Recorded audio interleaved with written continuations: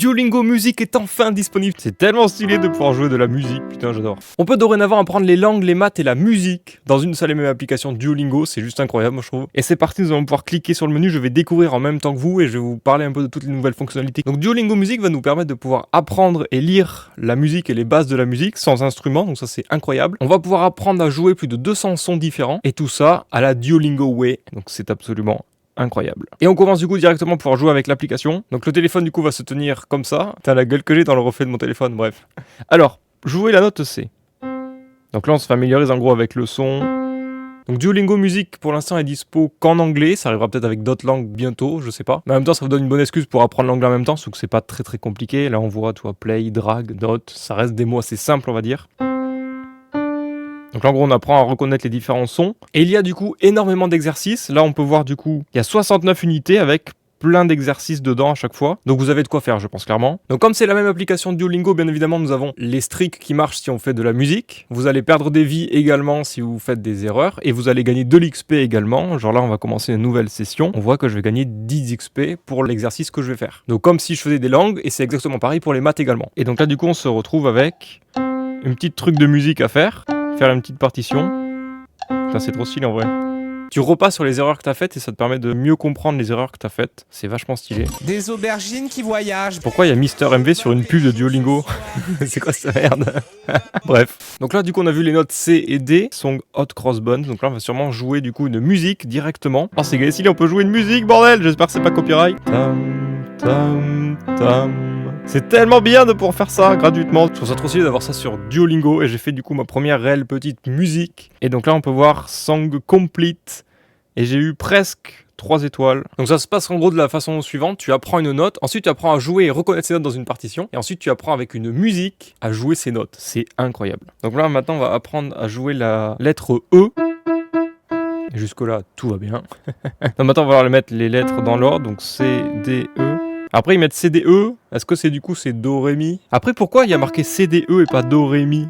Do, Ré, Mi c'est du français, C, D, E c'est de l'anglais? Ah je me pose la question du coup. A few moments later. Et en fait les langues latines, comme par exemple le français on va utiliser Do, Ré, Mi, et les langues anglo-saxonnes ils vont utiliser des lettres A, B, C, etc. Donc les lettres en fait elles vont de A à G en anglais, et en comparaison française ça fait du La, Si, Do, Ré, Mi, Fa, Sol. Donc dans l'exercice aujourd'hui on vient de voir C, D, E, donc en fait on a vu Do, Ré, Mi. Après, si tu lis une partition de musique, je suis en train de penser, si tu joues un instrument, t'as peut-être pas besoin en fait que ce soit marqué Do, Ré, Mi si tu reconnais la note de musique. Mais c'est juste le petit point que j'ai trouvé perturbant, en tout cas au début. Là, ça commence à devenir compliqué. Ok. Ça prend vraiment genre de différencier les différents sons et de l'associer avec la note de musique à quoi elle ressemble. C'est assez stylé. Des aubergines. Ah, ça me tue à chaque fois. Et alors, je me pose une question. Si je vais sur mon profil, du coup, on peut voir le nombre d'XP total qui est mis dans la musique et les maths. Donc ça, c'est assez stylé. On peut voir ma série de 130 flammes. Hein. Ouais, je me la pète un peu. Après, je sais pas s'il faut jouer avec une seule main et les différents doigts, ou est-ce que c'est mieux de pianoter, genre, tu vois, comme ça, avec différents trucs. Je sais pas du tout. Et tu peux enchaîner plus rapidement, je pense, comme si tu jouais sur un vrai piano. Je trouve ça trop stylé, j'adore. J'arrive à reconnaître, du coup, maintenant, les notes de musique petit à petit en les voyant. Merde, c'était un C, non, le con. Ok. Ça a l'air vachement plus facile de jouer avec 3 doigts sur le clavier directement plutôt que faire à chaque fois avec le doigt. Alors du coup là faut remettre du coup dans l'ordre de la hauteur. Donc on a C, D et E. Je trouve les exercices qui sont quand même vachement bien faits et intuitifs pour arriver à comprendre. Et en plus on se rend compte qu'on n'a pas vraiment besoin finalement de l'anglais pour comprendre la musique. En fait c'est un peu un truc international où t'as pas besoin tellement de comprendre la langue pour pouvoir jouer, tu vois. Genre là pour faire ça, est-ce que j'ai eu besoin de l'anglais? Absolument pas, donc ça c'est plutôt cool. Je suis pas dans le rythme encore là. Et donc là on se rend compte que je suis descendu du coup à 2 vies. Donc en fait quand on joue la partition de musique pour s'entraîner, les erreurs ne nous enlèvent pas des vies. Par contre quand on fait avec les exercices de base pour apprendre les notes, là on se rend compte qu'on perd du coup des vies comme sur Duolingo, une erreur, une vie en moins.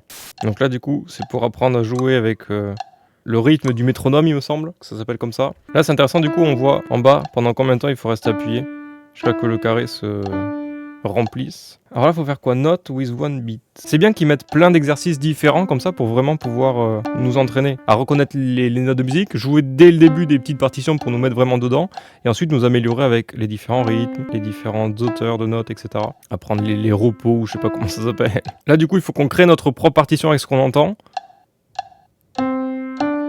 Donc on entend 2 repos et 2 notes de musique.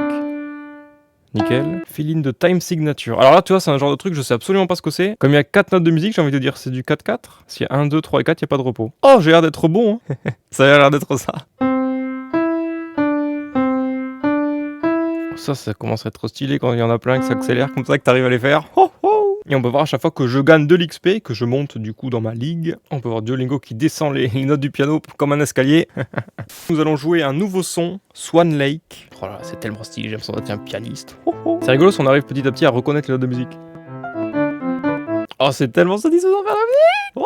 Et après, il y a les touches noires aussi, non, qui peuvent... Ah ouais. Oh, c'est incroyable, franchement. Donc là, par exemple, j'ai appris les lettres C, D, E, donc Do, Ré, Mi. J'aurai ensuite la lettre F qui va se rajouter, que je vais pouvoir jouer. Donc sûrement, ça sera le Fa. Et petit à petit, ça va se rajouter comme ça. Après, la lettre G, etc. Jusqu'à qu'après, on les ait toutes vers la fin. Les touches noires, je sais pas ce que c'est aussi, les bémols, je sais pas quoi.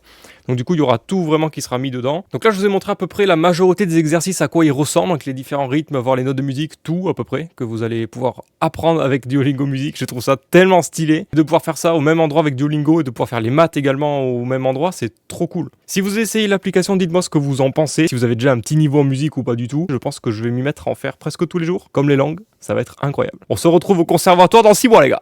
Let's go. C'était Virtual Ben, à bientôt.